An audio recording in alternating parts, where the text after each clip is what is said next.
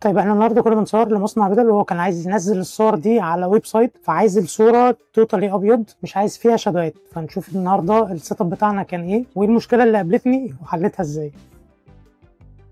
طيب ده السيت اب بتاعي، كنت مستخدم 2 اوكتا المين 120، طبعا رفع دي اكتر شويه من ناحيه الشمال علشان تنور لي الجسم من هنا. باك جراوند كنت منورها ازاي؟ كنت منورها بالفلاشات 860 فيرجن 2. بس طبعا الحاجه بقى اللي انا نسيتها، البلاطه اللي بتركب هنا علشان اركبها هنا.